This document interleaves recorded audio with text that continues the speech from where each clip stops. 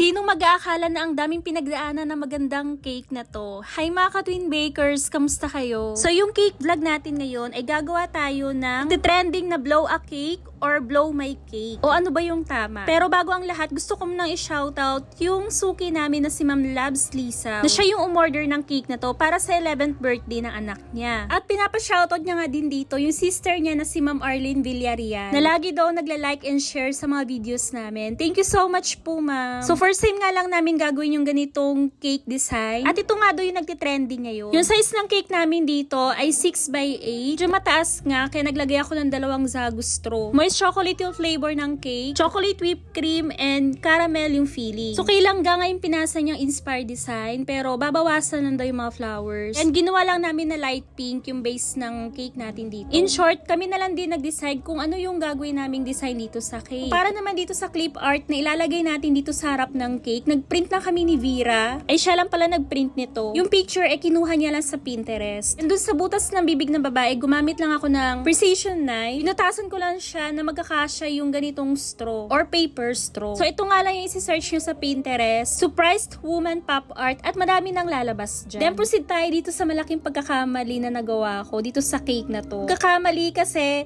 nag-focus ako dun sa pinasa sa akin ni Vera na yung size ng cake is 6x8 tapos yung maliit na cake is 4 inches. Bento. Yan yung sinulat niya dun sa pinasa niya sa akin na gagawin ko. Ginawa ko naman siyang bento cake na size which is mali kasi dapat mas maliit pa dito yung gagawin kong cake. Maya makikita nyo na hindi siya bagay dun sa cake. So yung ginawa ko ang design dito sa cake ay vintage. Since ito naman yung nauuso ngayon, diba? Habang ginagawa ko nga tong maliit na cake na to, sobrang nag-e-enjoy ako. Kasi todo paganda yung ginawa ko dito sa cake na to. Kasi ganyan naman talaga tayo, diba? Kapag first time natin gagawin yung isang design, ibibigay lahat natin yung best natin. Mapaganda lang yung cake. So sa dito nga, nag-decide ako na lagyan siya ng color blue. Kasi feeling ko maganda naman siya tignan, pero ending, pinalitan ko din siya. Mas okay yung color purple na combination sa pink. So sa dito nga for the transfer na tayo ng maliit na cake dito sa cake drum. Pero na-realize ko na parang hindi bagay tignan. Naisip ko nga baka sobrang lapit lang ng 6 inches na to dito sa maliit na cake. Kaya inusog ko pa dito sa likod banda. Dito na nga unti-unti nagsisimula yung pagkasira ng cake. Sabi ko pa nga baka napaliit lang yung na-print ni Vera na picture. Kaya nag-print ulit ako. Or natanggal ulit ako dito ng picture. Sobrang messy niya na talaga tignan. At hindi na nga ako natutuwa sa nagiging outcome ng cake na to. Which is may mali nga din naman ako kasi in-assume ko din na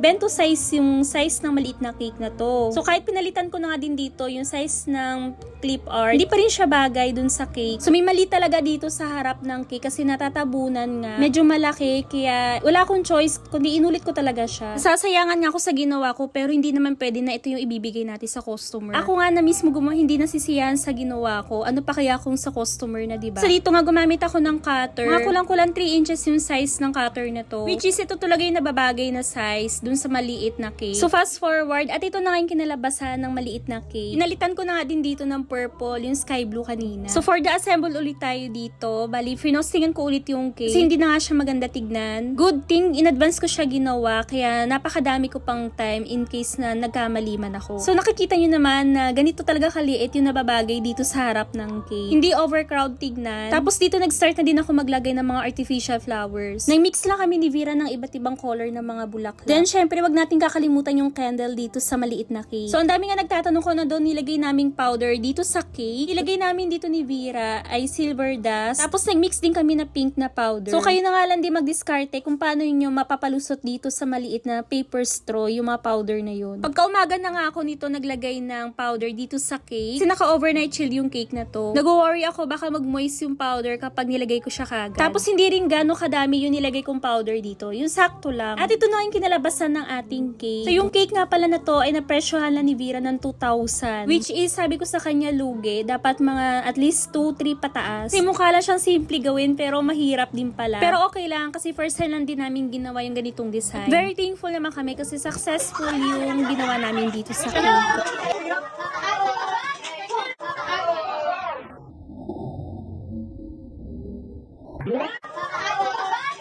So ngayong araw nga nag-order ulit sa amin si ma'am. Kasi sa bahay nila ulit sinelebrate yung birthday ng anak niya. So yun lang guys, sana nagustuhan nyo yung cake vlog natin for today. Thank you for watching. Ingat po kayong lahat.